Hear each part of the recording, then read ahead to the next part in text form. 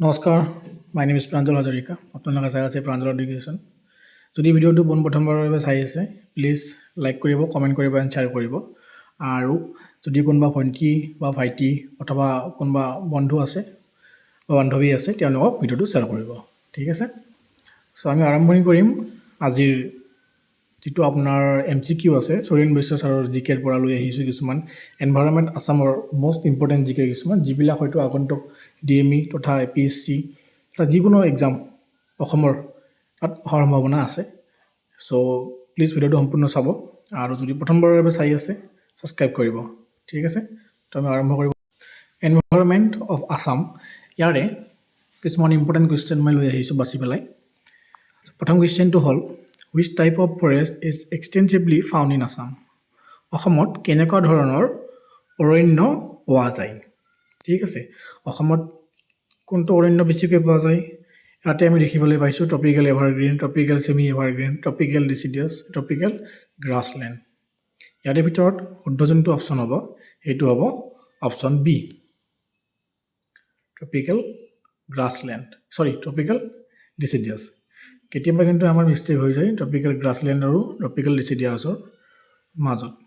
চ' শুদ্ধ option B, tropical deciduous. Next, which tree is widely found in a deciduous forest? সকলোতকৈ বেছি পৰিমাণে পোৱা কোনটো? বিশেষকৈ এইটো শালে হয় দেই, ডাইৰেক্ট কৈ দিলোঁ, শাল বহুত বেছিকৈ পোৱা যায় আমাৰ অসমত। আৰু শালৰ যোনটো কাঠ হয় এইটো বহুতেই ভাল, বহুত বছৰলৈকে যায়। ঠিক আছে, যুগমীয়া বুলি কোৱা হয় সেইটো কাঠক, শাল গছৰ কাঠক, কিন্তু এইটো কাটিব নাপায়। Which is the only rain forest in Assam? অসমৰ একমাত্ৰ ৰেইন ফৰেষ্ট কোনখন? সোণাই ৰূপাই, লাওখোৱা, বুঢ়া চাপৰি নে দিহিং পাটকাই? শুদ্ধ অপশ্যনটো হ'ব C, Dihing Patkai. Which forest is often known as Amazon of east? পূবৰ এমাজন বুলি কোনখন অৰণ্যক জনা যায়? মানাসক জনা যায়, কাজিৰঙাক জনা যায়, ডিব্ৰুচৌখোৱাক জনা যায় নে দিহিং পাটকাইক জনা যায়? চ' এইটো কিন্তু আমি সৰুতেই পঢ়ি অহা, Dihing Patkai east Amazon of the east বুলি আমি জানো। এইটো বহুত ইম্পৰ্টেণ্ট হয় দেই। কিছুমান সৰু সুৰা এক্সামতো বা সৰু সুৰা কুইজ নহয়, ডাঙৰ কুইজ কম্পিটিশ্যনতো এইবিলাক দেখা পোৱা যায়। What is the average rainfall recorded by the tropical evergreen forest? Average rainfall recorded হয় বাই দ্য ট্ৰপিকেল এভাৰগ্ৰীণ ফৰেষ্টৰ বাবে এবভ কিমান হ'ব? আমি যিহেতু দেখিছোঁ টিক কৰা আছে, সেইকাৰণে মই এই বস্তুটো সুধিব নোৱাৰোঁ আপোনালোকে কমেণ্টত জনাব বুলি। দেখিয়ে পাইছে আপোনালোকে, এবভ 200 চেণ্টিমিটাৰ হ'ব লাগে। Manas national park is found in which geographic region? ঠিক আছে, মানাস যিখন নেশ্যনেল পাৰ্ক আছে সেইখন কোনখন জিঅ'গ্ৰাফিক ৰিজনত পৰে? ঠিক আছে, চ' অপশ্যনৰ ভিতৰত আমি দেখিবলৈ পাইছোঁ টেৰাই ৰিজনত।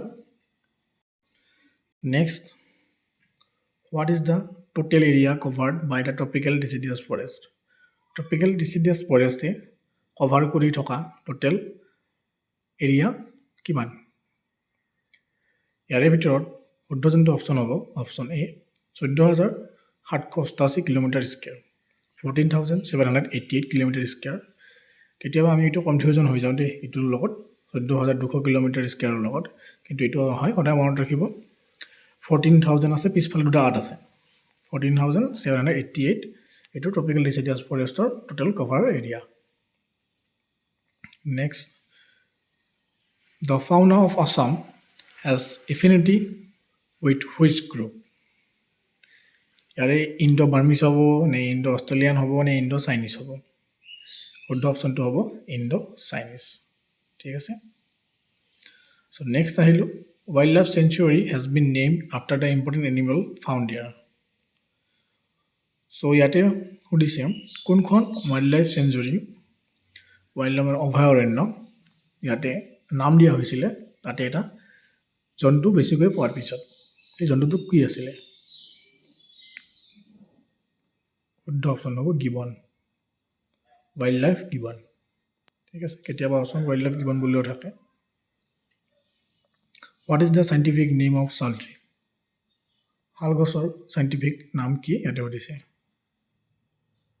ইয়াৰ ভিতৰত শুদ্ধ অপশ্যনটো হ'ব চি, চৰি ৰোবাষ্টা। ঠিক আছে। Which district has the highest concentration of forest in Assam? Forest অৰণ্য সকলোতকৈ বেছিকৈ থকা, বহুত বেছি এৰিয়া কভাৰ কৰি থকা কোনখন জিলা হয় আমাৰ অসমৰ ভিতৰত সৰ্বোচ্চ? কামৰূপ, কাৰ্বি আংলং, কাছাৰ নে ধেমাজি? এইটো কাৰ্বি আংলং হয়, অপশ্যন এ। যিহেতু কাৰ্বি আংলঙত অৰণ্যৰ সংখ্যা অলপ বেছি। Pine trees are found in which region of Assam? Pine tree অসমৰ কোনটো অঞ্চলত পোৱা যায়, কোনটো ৰেঞ্জত দেখিবলৈ পোৱা যায়? Karbi Anglong, Bhutan, foothills, Barail range নে all of them? Option B, Barail ৰেঞ্জত পাইন ট্ৰি প্ৰচুৰ পৰিমাণে পোৱা যায়। Which is the state bird of Assam? অসমৰ জাতীয় চৰাই কি? ইয়াৰে ভিতৰত এইটো কিন্তু বহুত ইম্পৰ্টেণ্ট আৰু ইউনিক হয়। বহুতে কেতিয়াবা মিষ্টেক কৰি দিয়ে। অপশ্যন কেতিয়াবা এনেকৈও থাকে আৰু কেতিয়াবা এনেকৈ ডাক বুলিও থাকে আৰু কেতিয়াবা এনেকুৱা থাকে হোৱাইট ডাক। বাছ তিনিটাই যদি থাকে তাৰে ভিতৰত কিন্তু শুদ্ধ অপশ্যন এইটোৱেই হ'ব, হোৱাইট উইং উড ডাক। ঠিক আছে, কেতিয়াবা উডটো নাথাকিব পাৰে, হোৱাইট উইং ডাক বুলি থাকে। Which is the state tree of Assam? অসমৰ জাতীয় গছ কি, ষ্টেট ট্ৰি কি? ইয়াৰে ভিতৰত হলং, শাল, সোণাৰু, চিচু। শুদ্ধ অপশ্যনটো হ'ব হলং। শাল বেছিকৈ পোৱাহে যায়, শাল ষ্টেট ট্ৰি নহয়, ষ্টেট ট্ৰি হ'ল হলং। ঠিক আছে, চ' আজি এইখিনিলৈকে আছিলে। ভিডিঅ'টো চাই কেনে পালে জনাব, যদি কিবা সুধিব লগা আছে সুধিব। ঠিক আছে, লাইক কৰক, শ্বেয়াৰ কৰক, ছাবস্ক্ৰাইব কৰক আৰু বন্ধু বান্ধৱীৰ লগত শ্বেয়াৰ কৰক। ঠিক আছে, ধন্যবাদ।